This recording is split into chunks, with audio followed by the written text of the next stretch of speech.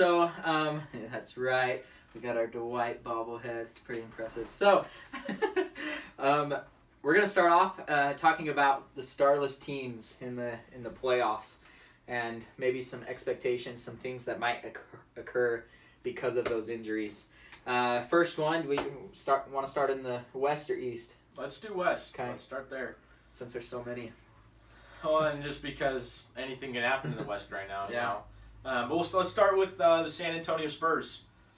Their starting lineup last night, Braden, or a couple nights ago against the Sacramento Kings, happened to be LaMarcus Aldridge, Danny Green, Pau Gasol, Dejounte Murray, and Patty Mills. Yeah. Does this team sound like a championship caliber team to you? Well, here's my thing. Time and time again, there's been critics saying, oh no, these aren't playoff teams. These aren't playoff teams. And what does Coach Pop do? He creates a playoff team. And so you look at those names and you think there's no way, right? You think there's no way that they're going to be able to succeed in the playoffs this year. But then you look at Coach Pop, right? And you're just thinking, man, he's been able to turn these teams. But I think we have two issues here. Number one, obviously, Kawhi being gone.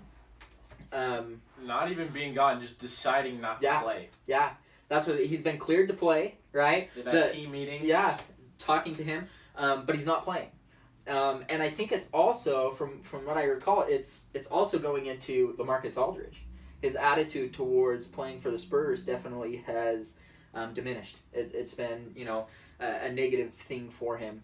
And so it's just, it's going to be interesting. I don't think they will do as good. Obviously, you've got Coach Pop, who's been amazing in playoffs, been an amazing coach just all around, right? I think the stat was they have not missed a playoff, an NBA playoff, since Tim Duncan was in college. Wake Forest. Right? So you know that he's going to be successful. It's just whether or not these players can, buck up, right? Buck up and take whatever the problem is. We don't know what the problem really is, but I don't know, to buck up and realize they have a goal here, right? To win in the playoffs.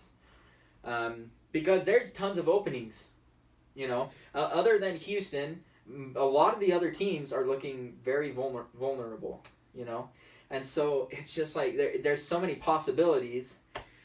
I don't know. I don't see why some of the San Antonio players aren't. I don't know. They're just not handling well. I think, like you, even though you're saying Aldridge may not be happy there, I still think he's playing very well right now. I think he's playing really good, and I think part of that may be because Kawhi is out. I think if Kawhi were in, him and Aldridge might. I don't know. I feel like there's something behind the scenes that we might not be seeing. Aldridge comes and says it's the worst organization to Pop. Pop, says he's never had that happen before. Yeah. I know. Aldridge goes back, and then Kawhi, coming back from injury, deciding not to play, and then Aldridge steps in and plays huge. I don't know. All I know is that I don't see them going far. I mean, even on the Spurs bench, you got Tony Parker a couple nights ago against Kings, 2 points, 4 assists. It's just he's old, he's almost done. But Ginobili had 17 points, so I don't know. That's their team though. Yeah. And I don't see them going too far. And I think a big reason for Kawhi maybe sitting out is just reserving his body and getting ready for the summer. Yeah. I see him leaving this summer, hooking up somewhere in LA with maybe someone named Paul George. We don't know. Maybe don't LeBron. Even tell me that. We don't know. Oh my gosh. And we'll get to that later. and later in time we'll talk about summer free agency trades, all that. But let's go on. Let's talk about the Warriors. Yeah, I mean, just really one big star, right? But nevertheless a star, Steph Curry.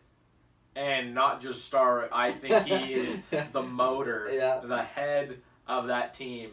I do not think Kevin Durant is their leader. I don't think he's their captain, their strongest man on the team. He is just a person who I've heard is called a luxury on the team. Yeah.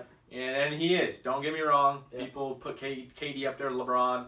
But, say he's him and LeBron are the top 2 players in the world right now. Yeah.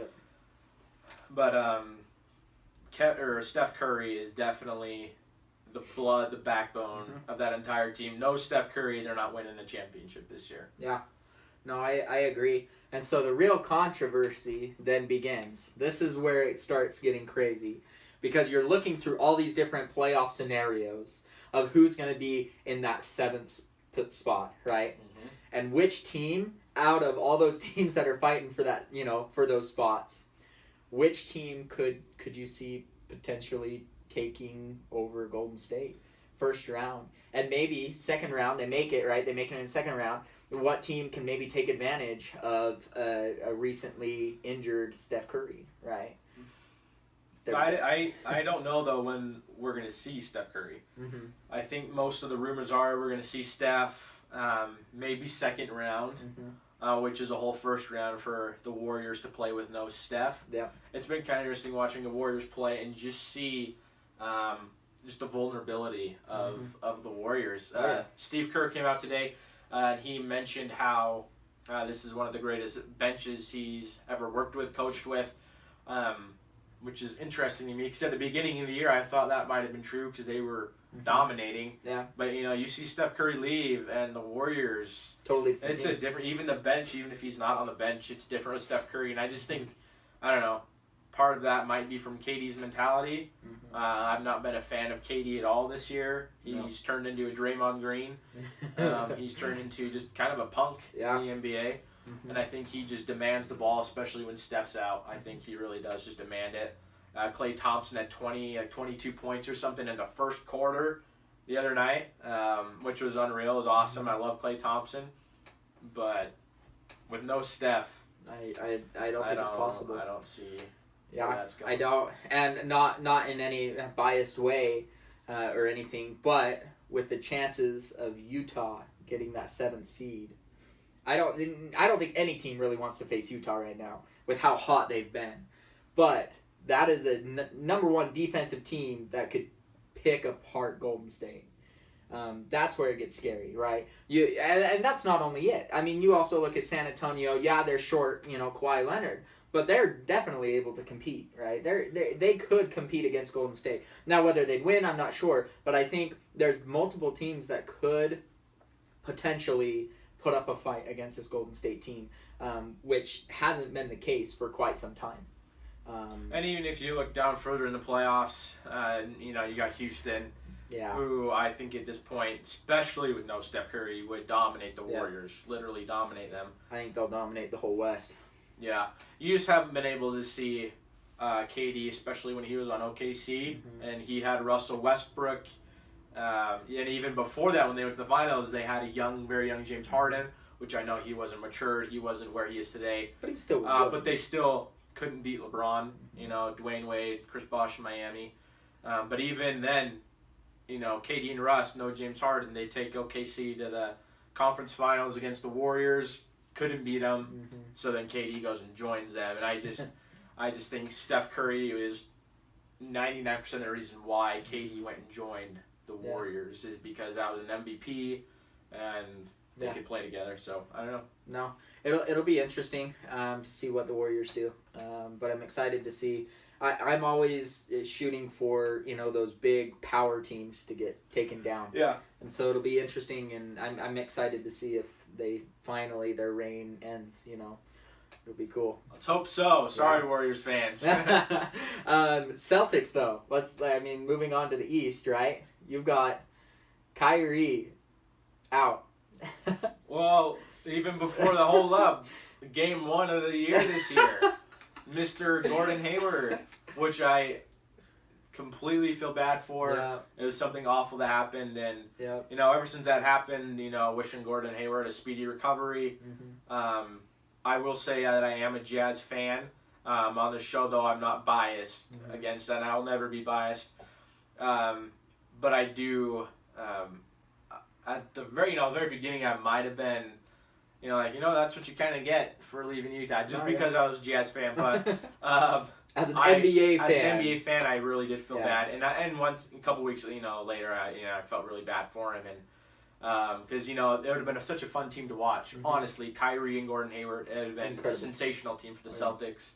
Mm-hmm. But you kind of look at that starting five of Kyrie, Gordon Hayward, and Al Horford, and you're missing two of those big three. Like that's what they were building that team for, those big three. And now you're going to the playoffs with the big two really gone. And how do they fare? No, and it'll be interesting. It's especially with a steaming hot Toronto team right now. Seeing that, and then obviously you've got, unfortunately, not a big LeBron lover. You have LeBron. You've got Cleveland, right? Which time and time again you see them. He comes up in the playoffs every year, no matter right? no matter the record. Yeah, it's just that's what LeBron does. And so, as far as Boston goes, do you see them going far? No, I'm not trusting the process yet, but they are on like a 14-15 game win streak. They're playing hot, and a lot of it's been without Joel Embiid. Yeah, the streak anyway. The whole year, Joel's been out game in, game out, game in, game out. So he's, I guess, allegedly coming more and more. But I'm still not fully with the 76ers yet. But I do think that they would beat Boston if they were in a 7-game series with them. So the Celtics, their starting five the other night when they played was Al Horford. They had Brown in, Tatum, Rozier, and Baines. And you just didn't expect that from a playoff number 2 seed in the Celtics. Totally different starting five, right? Compared to what you had expected. I expected Boston to be number 1 and just be destroying it. And they're number 2, right? They're still doing amazing things. But led by Kyrie. And now with Kyrie being out, it's just, I don't know, man. And they have a shorter bench. Marcus Smart, he's still hurt. The timetable for him, I'm not sure on yet. And obviously Marcus Smart, he's almost like a Jay Crowder. He's very tough. He'll go out and fight for the ball. He can shoot. He can get hot some nights. And he's very good defensively. Yeah. And so they're going to miss guys. He's going to be missed, especially first round of the playoffs. Maybe he'll return the second. But I just think it's interesting. You have guys like Terry Rozier, and you compare him with Kyrie Irving. You can't. You can't do it. And it just sucks for the Celtics because that's what you're relying on is him. But I think that they're now the weight of the Boston Celtics franchise is on Jaylen Brown and Jason Tatum. These dudes are rookies, Yeah. These are at least very young, and I just can't see them beating a 3-time champion, 8-time finalist LeBron James. I just don't see it. Or a steaming hot Toronto Raptors team with guys Kyle Lowry and DeMar DeRozan just playing phenomenal basketball, and a great bench team, and I just don't see them beating the Celtics. No, I agree. I think Celtics, they have the parts to be a championship team, but because of unfortunate injuries, are going to fall short. I don't think they'll be able to make it there. But you never know, right? Like, you never know as far as playoff goes. You never know. I mean, especially once again, if you have LeBron in your conference, you never know. And then that's what just makes it tough is it's not just one game. It's a 7-game series. And that's what changes most of it for the playoffs, which I love about the playoffs because it makes it more intense. But, you see the Celtics with that starting five go in and win a game here and there, which they've won a lot of games with that roster, with Kyrie gone. But when they play the same team, when you have to guard LeBron 7 times or 5 times in a week, you can't do it. It's not. You can't for the do Celtics. It. They can't do it. Yeah, no, it's hard. Yeah, it'll be interesting though. When we come back, we'll talk some predictions, maybe things that will occur in the playoffs. And we'll give you some last remarks, so stay tuned.